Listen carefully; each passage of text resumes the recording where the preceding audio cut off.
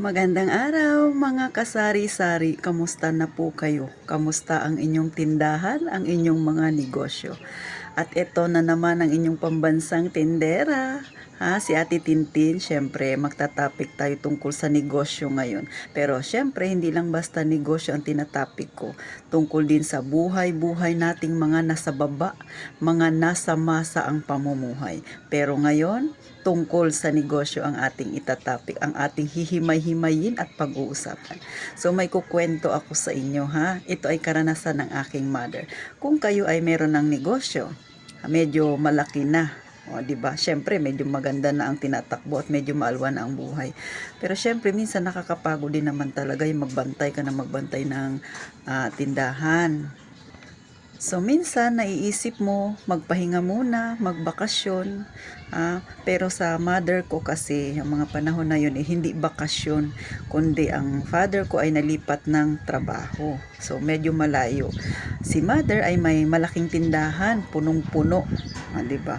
Walang magbabantay. So, sabi ni father, kailangan niya sumunod doon sa pupuntahan niya, doon sa trabaho. Walang maiiwan sa tindahan ni mother. So ngayon, naghanap si mother na sa tingin niya ay mapagkakatiwalaan sa kanyang tindahan.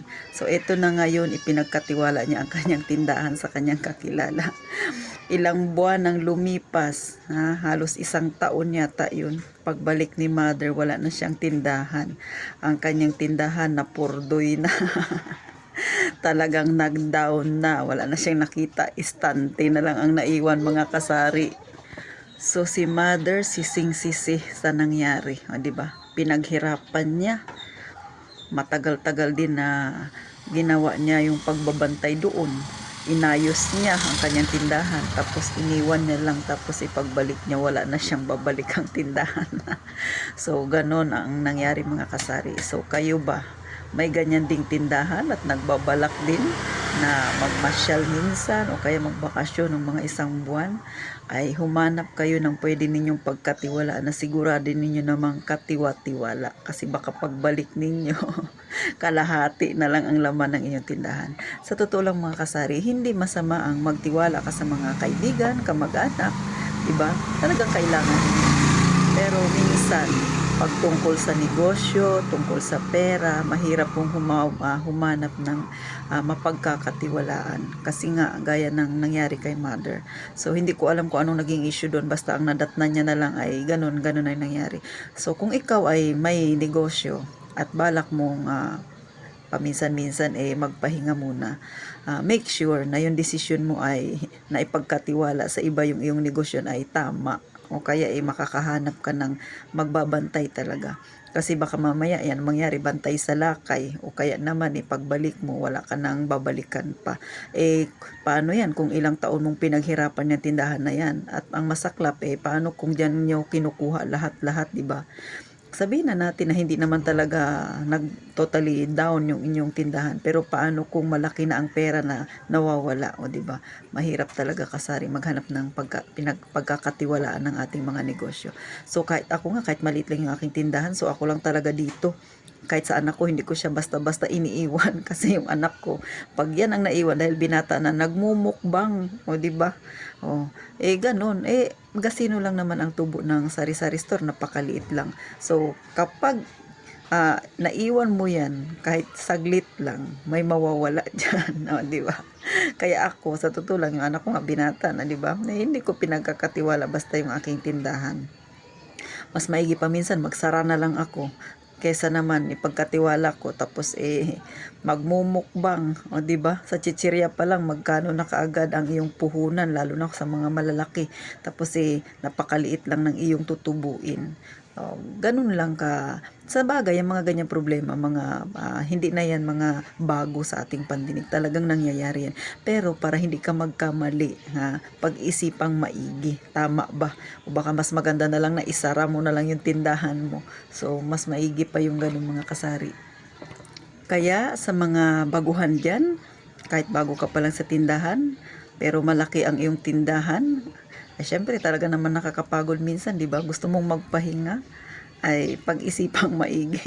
Kung isasara mo na lang muna pansamantala ang tindahan mo o iiwan mo yan sa kakilala mo o kamag-anak mo, basta siguraduhin mong mapagkakatiwalaan. Ito ay kinikwento ko sa inyo dahil may aral kayong mapupulot dito, na yung trust minsan talagang hindi natin maiiwasan ay nasisira, di ba? Kahit pa magkaibigan kayo, ganun talaga. Hindi maiiwasan yun kasi may mga taong hindi talaga ganun kagaling magdala ng negosyo, aminin na natin yan. Pero napag-aaralan naman yan. Pero kung hindi niya talaga linya yun at hindi niya naman balak pag-aralan, talagang walang mangyayari mga kasari. So ganun lang po. Kaya noon, nung nagtindahan ulit si mother, hindi niya na ipinagkatiwala. Minsan, nagsasara na lang siya. Kahit nga mamimili siya, mga kalahating araw siya mawawala, nagsasara na lang siya. Kasi nga, dalang-dala na siya, di ba? Kasi totoo yun, nangyayari talaga yun. So, kayo ba?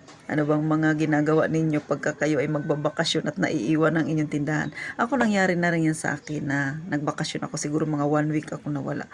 Pero itong tindahan ko, sabi ko sa mother ko, kasi nga may susi siya ng bahay ko. Sabi ko, isara na lang.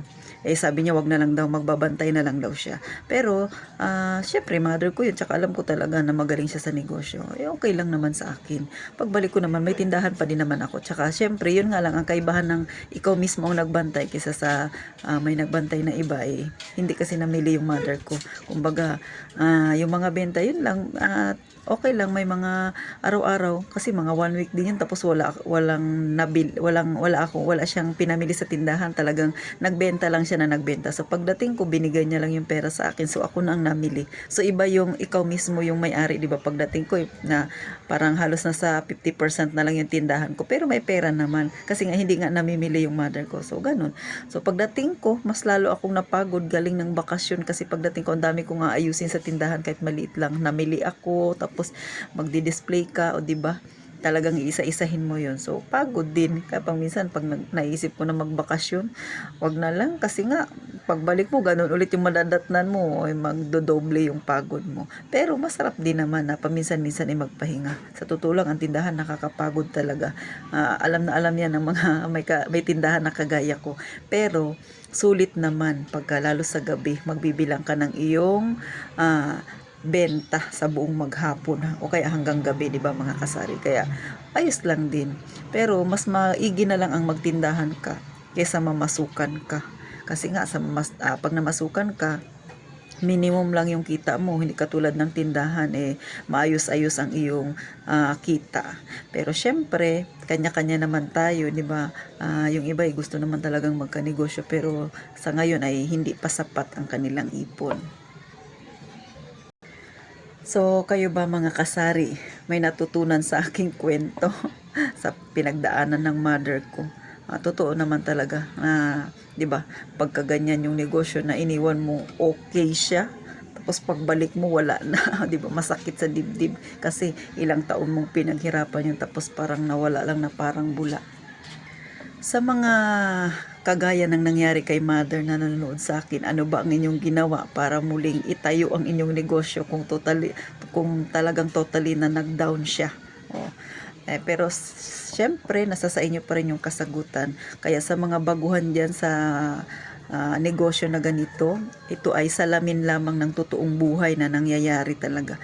Kaya kayo, kung may negosyo na kayo, pag-ingatan, huwag basta-basta ipagkatiwala sa kung sino-sino lang na kakilala ninyo na wala naman talagang malasakit sa negosyo.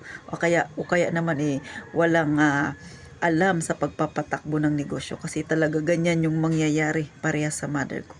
So thank you po sa mga nanood, sa nakinapulutan ninyo ng aral ang aking maikling kwento tungkol sa experience ni mother ko sa kanyang pagpapaiwan saglit ng kanyang negosyo, pagbalik ay wala na. So sana po ay huwag kayong magsawa na manood sa aking maliit na channel mga kasari, at sana suportahan ninyo akong palagi, at sana share din para makarating pa ito sa mga kagaya nating masa na gustong matuto ng ganitong negosyo, at syempre makita niya ngayon pa lang yung problemang haharapin niya kung sakali ganito ang magiging desisyon niya. So maraming salamat po. Mag-iingat tayong palagi, lalo na kayo syempre. Mag-iingat kayong palagi, mga kasari.